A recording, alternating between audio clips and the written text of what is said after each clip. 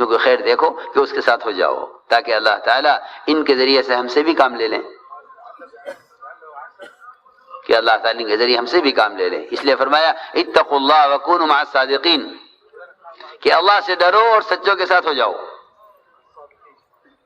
اللہ سے ڈرو اور سچوں کے ساتھ ہو جاؤ۔ اتقوا اللہ وکونوا مع الصادقین۔ تو ہم نے عرض کیا کہ اجتماعیت کو حسد توڑ دیتا ہے، اور آپسی تعاون کو بھی حسد توڑ دیتا ہے۔ ہم ان کا ساتھ نہیں دیں گے، حالانکہ یہ کام باہمی تعاون کا ہے، یہ کام آپسی تعاون کا ہے۔ دوسری بات یہ ہے بہت ضروری کہ کسی کا بھی تعاون کرنے میں، کسی کا ساتھ دینے میں، کسی کا تعاون کرنے میں سب سے پہلے یہ دیکھ لو کہ میں اس کی مدد یا اس کا ساتھ دے رہا ہوں اپنے ذاتی تعلق کی وجہ سے یا دین کی وجہ سے۔ یہ بات بہت ضروری ہے، اس لیے کہ جب ایک دوسرے کا تعاون، ایک دوسرے کی مدد ذاتی تعلقات کی بنیاد پر ہوگی، تب بھی آپس میں اجتماعیت باقی نہیں رہے گی، بلکہ افتراق پیدا ہوگا۔ ہم تو ان کا ساتھ دیں گے، ہم تو ان کا ساتھ دیں گے، کیوں؟ حق تو ایک ہے، اللہ ایک ہے، اس کا دین ایک ہے، اس کا قرآن ایک ہے، اس کا نبی ہے، اس کی طرف سے نبی ایک ہے، قبلہ ایک ہے۔ پھر کیا مطلب اس کا کہ خیر کے کام میں تعاون ان کا کریں گے، ان کا نہیں کریں گے؟ یہ کیا بات ہوئی؟ دیکھو بہت ضروری بات ہے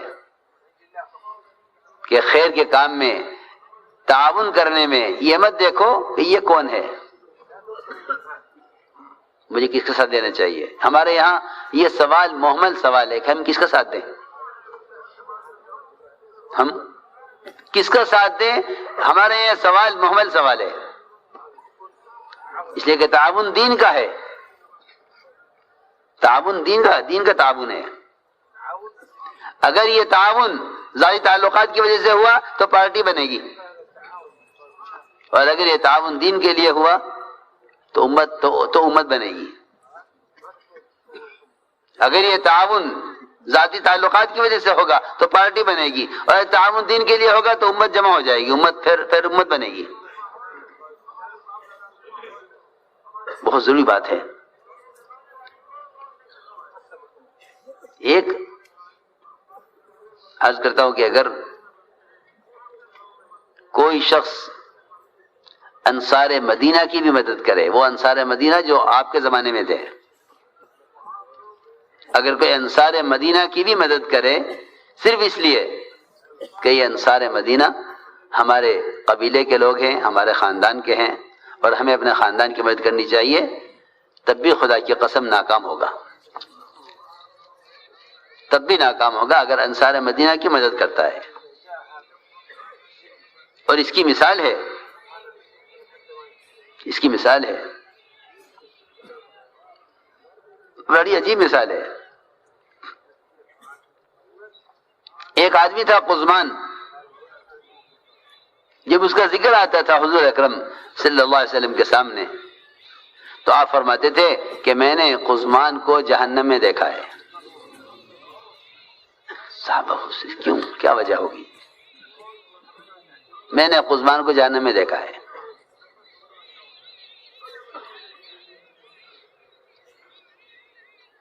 ایک وقت آیا احد کے میدان میں، صحابہ کے پاؤں کھڑ گئے، اچانک یہ قزمان آیا اور اس نے آ کر مشرکین کا مقابلہ کیا، انصار کی مدد کی، اور ایسا زبردست حملہ کیا مشرکین پر کہ اس کی کوشش پر مشرکین کو شکست ہو گئی، مسلمانوں کو فتح ہو گئی۔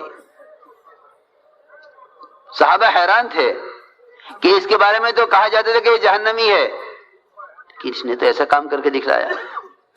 ادھر مشرکین حیران تھے کہ یہ ہمارا آدمی تھا، ادھر کیوں چلا گیا؟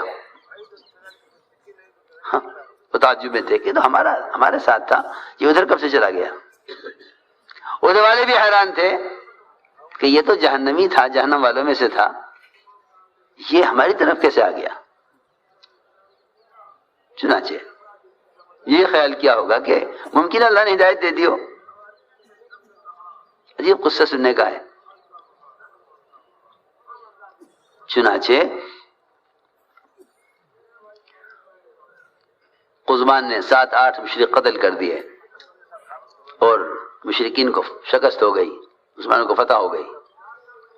مسلم صحابہ جمع ہو کر ان کے گھر گئے، ان کو خوشخبری دینے، مبارکباد دینے کے لیے۔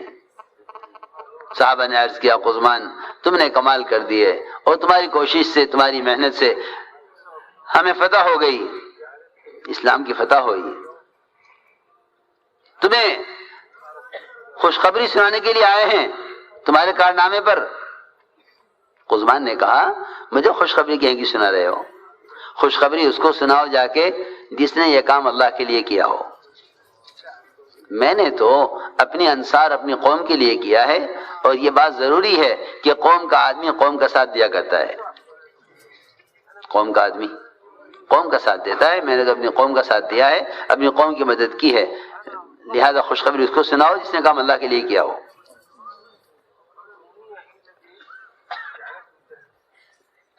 میں نے تو اپنی قوم کا ساتھ دیا ہے، مجھے کیا مطلب اس سے حق کدھر ہے، باطل کدھر ہے، صحیح کیا ہے، غلط کیا ہے؟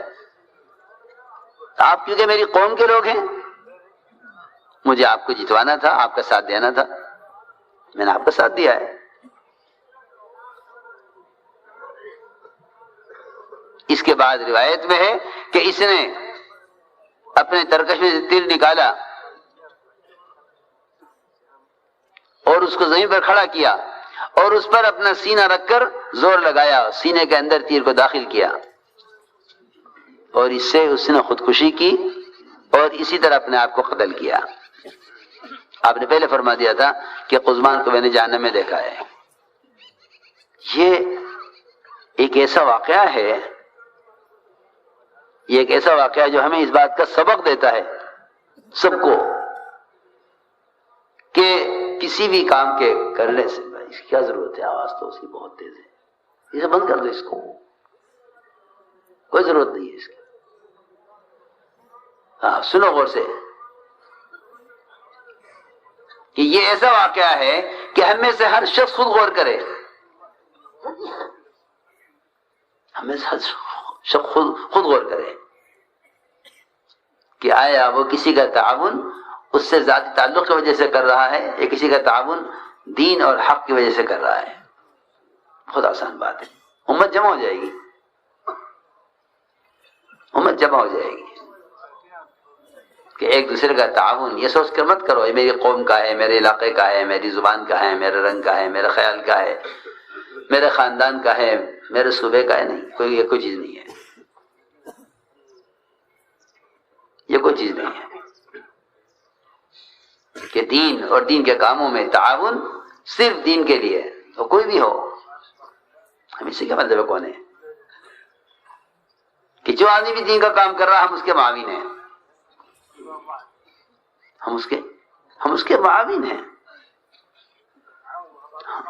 کہ ایک دوسرے کا تعاون کرو اس بنیاد پر۔ اور میں قسم کھا کر کہہ سکتا ہوں کہ اگر تعاون کی بنیاد شخصی تعلقات نہیں ہے تو امت جمع ہو جائے گی، اور اگر تعاون کی بنیاد شخصی تعلقات ہے تو امت پھٹے گی، یہ پکی بات ہے۔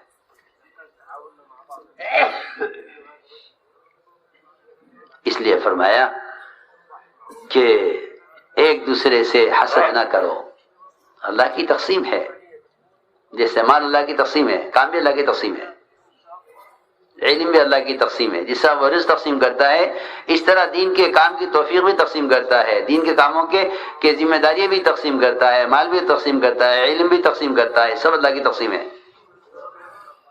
اور حسد کرنا اس کی تقسیم سے اختلاف کرنا ہے،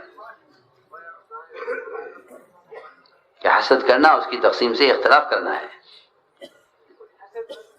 اس لیے فرمایا کہ کسی میں کوئی خوبی ہے حسد نہ کرو، اگر خرابی ہے تو نفرت نہ کرو۔ مسلمانوں میں عیوب بھی ملیں گے، بہت عیوب ملیں گے، لیکن خود میں کسی کا عیب نظر آئے تو وہ ایسا ہے جیسا سونے والے کا ستر کھل جانا، سونے والے کا ستر کھل جانا، یہ بہت آسان مثال ہے. ایک آدمی سو رہا ہے، اس کا ستر کھل گیا، کہ اس کا اگر ستر کھلا ہوا ہے سونے والے کا تو دیکھنے والے کو چاہیے، جس کی نظر پڑ گئی اس کو چاہیے کہ اس سے نظر پھیر کر اس پر کپڑا ڈال دے، اس کو جگائے نہیں، اس کو جگائے نہیں. اگر اس کو جگا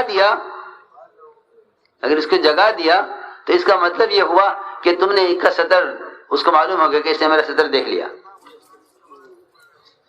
میں کچھ ضروری بات کر رہا ہوں، اس کو نہیں بتانا ہے کہ آپ نے اس کا ستر دیکھ لیا. جی ہاں، آپ کی نظر پڑ گئی، سوتا ہوا آدمی کروٹ لی اس نے، اس کا ستر کھل گیا، کہ اس کے کپڑے کو نہ چھیڑو بلکہ چادر اس کے اوپر ڈال دو. اب اس سے اندازہ کریں آپ کہ جب اس کو جگا کر بتانے کا حکم نہیں ہے، اس کو جگا کر بتانے کا حکم نہیں کہ آپ کا صدر کھلا ہوا ہے، تو کسی دوسرے کو بتانے کی گنجائش ہوگی؟ سنو غور سے، کسی جا کر کہا جاوے دیکھو یہ آدمی سو رہا ہے، صدر کھلا ہوا ہے، پاگل کہلایا جائے گا. وہ تو بیچارہ سو رہا ہے، اسے تو خبر نہیں کہ کسی سے کسی گناہ کے ہو جانے کا مطلب ہی یہی ہے کہ یہ آدمی بیچارہ غافل ہے، اسے اس کے گناہ کے ہونے کی خبر نہیں ہے، یا بھول گیا ہے، یا علم نہیں ہے. وہ تو لا علم ہے، اس سے گناہ ہوا. ہاں، اور آپ اس کے عیب کو دیکھ کر خبر کریں دوسروں کو کہ نہیں. حکم یہ ہے کہ جس کو آپ نے گناہ کرتے ہوئے دیکھا ہے اس کو بھی نہ خبر کریں کہ آپ نے اس کو دیکھا ہے. جی ہاں، پولیس والوں کو لوگ اچھی نظر سے نہیں دیکھتے کیونکہ وہ اسٹور میں رہتے ہیں، کون کیا کر رہا ہے. پولیس والوں کا کام کیا ہے کہ دیکھیں کون کیا کر رہا. اس لیے کوئی نہیں اچھی نظر سے نہیں دیکھتا، کیونکہ یہ لوگوں کو بری نظر سے دیکھتے ہیں، یہ لوگوں کو بری نظر سے دیکھتے ہیں. جی ہاں، یاد رکھیے میری بات، اگر باپ بیٹے بھی ایک دوسرے کا تجسس کریں گے تو نفرت پیدا ہو جائے گی. باپ بیٹے بھی ایک دوسرے کا تجسس کریں، عیب دیکھنا چاہیں تو نفرت پیدا ہوگی دونوں میں. دیکھ لینا، پکی بات ہے. جنہیں میں ولا تجسسوا کہ عیب جوئی مت کرو. تو میں نے عرض کیا کہ غلطیاں ہوں گی لوگوں سے، یہ فرشتے نہیں ہیں، یہ فرشتے نہیں ہیں، تو کیا کریں کہ تم اس کے عیب کو ایسے چھپا دو جیسے سونے والے کا ستر دیکھنے والا چھپا دے. اس کو بھی نہ بتلاؤ، کسی اور کو بتانے کی کہاں گنجائش ہے.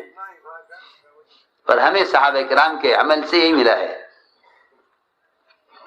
عمر رضی اللہ تعالی عنہ، جن کے ذمے امت کی نگرانی بھی ہے، تربیت بھی ہے، اور جن کے ذمے حد قائم کرنا بھی ہے. حد قائم کریں، چوری کی حد، زنا کی حد، شراب کی حد، حدود قائم کرنے کا حکم ہے امیر کو. اور امیر کا حکم ہے کہ وہ لوگوں کی نگرانی کرے. وہ نکلے رات کو پہرا دینے کے لیے مدینی گلیوں میں، تو ایک گھر کے اندر سے آواز سنی گانے کی، گئے اور دیوار پھلان کر گھر میں داخل ہوئے. دروازہ کھلوائیں گے تو وہ غلطی کر رہا ہے، چھوڑ دے گا غلطی کو، تو کیسے کہیں گے آپ یہ کر رہے تھے. جب پھلان کر گئے تاکہ اسے گناہ کرتے ہوئے پکڑیں. دیکھو میری بات سنو غور سے، ہماری چاہت یہ ہوتی ہے کہ جو گناہ کر رہا گناہ کا اعتراف کرے. اور صحابہ کی زندگی میں یہ ملے گا، خلفاء راشدین زندگی میں ملے گا کہ گناہ کرنے والا کسی طرح گناہ کا انکار کر دے. عجیب بات ہے، ہم غلطی کرنے والے سے اقرار کرواتے ہیں. اقرار کرو، نہیں کرتے پھر کرو، اقرار کرو کہ میں نے کیا ہے. کہاں ہم، کہاں صحابہ؟ ہمارا ہر کام فساد کا، ان کا ہر کام اصلاح کا. جی ہاں، عجیب بات ہے، وہ غلطی کرنے والے سے انکار کروا رہے ہیں کہ انکار کرو. وہ انکار کروا رہے ہیں غلطی کرنے والوں سے، اور ہماری ساری قوت اور کوشش وہ ایک غلطی کرنے والے سے اقرار کرانے کی ہے کہ آپ اقرار کرو. عجیب بات ہے. زنا کا اقرار کرو، چوری کا اقرار کرو. جی ہاں، ہماری کوشش یہ ہے تاکہ ہم پکڑیں اس کو، کہ پکڑ تو ہے ہی نہیں. حساب اور عذاب تو اللہ کے علاوہ کوئی اس کا حقدار ہے ہی نہیں. اللہ کے علاوہ کوئی اس کا حقدار نہیں ہے کہ وہ کسی کا حساب کرے یا کسی کو یا کسی کی گرفت کرے. بالکل نہیں. حساب اور عقاب وہ صرف اللہ ہی اس کے مالک ہیں اور کوئی نہیں ہے، اس کا کوئی حقدار نہیں ہے ساری مخلوق میں. نبی کے بارے میں کہہ دیا لست علیہ بمسیطر، کہ ہم نے آپ کو داروغہ نہیں بنایا، آپ درگزر سے کام لیں. جی ہاں، نبی کو بھی اس کا حکم ہے. تو اور کون رہ گیا؟ اور کون رہ گیا جو یہ کہ میں اصلاح کروں گا؟ بالکل نہیں. سنو غور سے.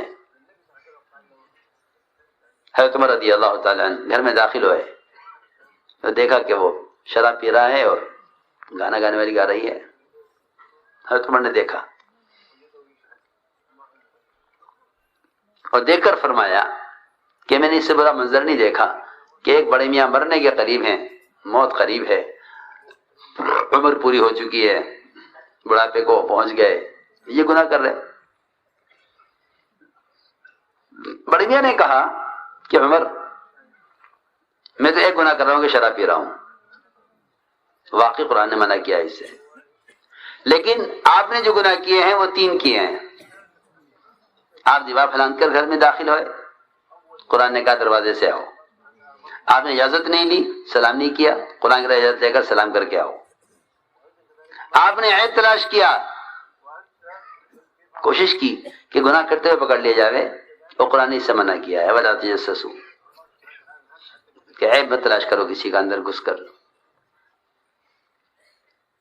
عمر میں نے ایک گناہ کیا، آپ نے 3 گناہ کیے ہیں.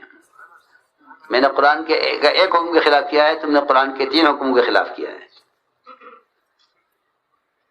عمر رضی اللہ تعالی عنہ یہاں سے اتنا روتے ہوئے نکلے، اس پر نہیں رو رہے تھے کہ میری رعایا شراب پی رہی ہے. وہ تو جب کام کرنے والوں پر دوسروں کی اصلاح کا غلبہ ہو جاتا ہے نا، تو یا تو یہ کام سے مایوس ہو کر بیٹھ جاتے ہیں یا یہ لڑنے پکڑے کھڑے ہو جاتے ہیں کہ اصول پر آؤ ورنہ ہم تم سے لڑیں گے. کہ نہیں، اصول لڑنے کے لیے نہیں ہوتے، اصول تو ڈرنے کے لیے ہوتے ہیں. اصول ہاں لڑنے کے لیے نہیں ہے. سب سے بڑی بے اصولی جس سے امت کا نقصان ہوگا وہ اصول کے لیے لڑنا ہے. کہ کیوں لڑ رہے ہیں؟ کہ ہم تو اصول پر لانے کے لیے لڑ رہے ہیں. اچھا، اصلاح کے لیے لڑ رہے ہیں؟ ہم تو اصلاح کے لیے لڑ رہے ہیں. سنو غور سے. ایک صاحب نے حضرت سے کہا، مولانا صاحب علیہ سے، کہ حضرت دعا کر دیجئے، میں الیکشن لڑنے جا رہا ہوں، کامیابی کی دعا فرما دیں. کیا کرنے جا رہے ہیں؟ الیکشن لڑنے. تو میں کیوں؟ کہ حضرت وہ حالات ٹھیک ہو جائیں، مسلمانوں کے فسادات نہ ہوں، اور میں چاہتا ہوں کہ مسلمانوں کو ہر طرح سے سہولت ملے اور حالات ٹھیک ہو جائیں، جھگڑے فساد نہ ہوں، مسلمانوں کی حفاظت ہو. یہ سب تو حضرت نے فرمایا جس کام کی ابتدا تم لڑنے سے کر رہے ہو اس میں کس خیر کی امید کی جا سکتی ہے؟ تم تو خود ہی کہہ رہے کہ میں الیکشن لڑنے جا رہا ہوں. جب تمہارا خود لڑنے کا ارادہ ہے تو اللہ تم سے اصلاح کا کام کیسے لے لے گا کہ تمہارا ارادہ لڑنے کا ہے؟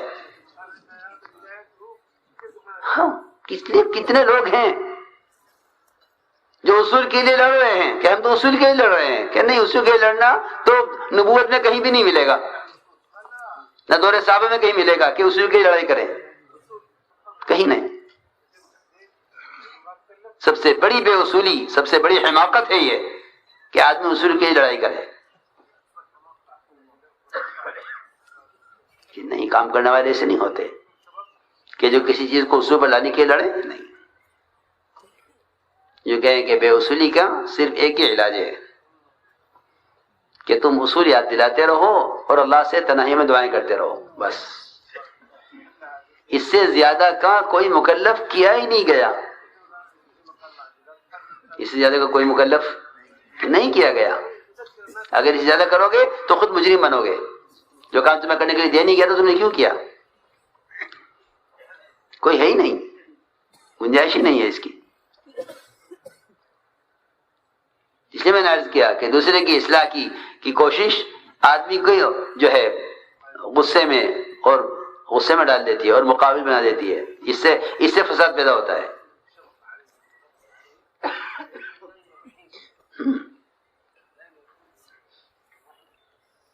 تو بہت عجیب قصہ ہے یہ. اس میں ہمارے لیے بہت اصول ہیں کہ عمر رضی اللہ تعالیٰ عنہ اس پر نہیں رو رہے تھے کہ میری آیا شراب پی رہی ہے, میری آیا کا کیا ہوگا. کیونکہ جن لوگوں کا خیال یہ ہے کہ کام کا کیا ہوگا, کہ کام کا کیا ہوتا, جس طرح اللہ قرآن کے محافظ ہیں کام کے محافظ ہیں. ہاں اللہ اپنی دین دعوت کے محافظ ہیں, فکر اپنے بھی کرو کہ کام کا کیا ہوگا, کہ کام تو نکلا چلا جا رہا تمہارے ہاتھوں سے آگے. حضرت فرماتے تھے کہ یہ اتنی تیز رفتار ٹرین ہے, جو سوار ہو گیا, جو رہ گیا. حضرت کا ملفوظ ہے. اس لیے ہمارے یہاں احتجاج نہیں ہے, احتیاج ہے. محتاج بن کے چلو, احتجاج نہیں کہ بے وصولی ہم احتجاج کریں گے, کہ نہیں, احتجاج سے تو کبھی اصول پر آ ہی نہیں سکتے. ہمارے کام میں احتجاج نہیں ہے. احتیاج, ہم محتاج ہیں. احتجاج نہیں, اسٹرائک نہیں, بائیکاٹ نہیں, یہ ہمارے کام میں ہے ہی نہیں یہ چیز, اور اسلام میں ہی نہیں ہے. تمہارا کام کیا, اسلام میں ہی یہ چیز نہیں ہے کہ اسلام میں احتجاج ہو, اسلام میں بائیکاٹ ہو, یہ اسلام میں نہیں ہے.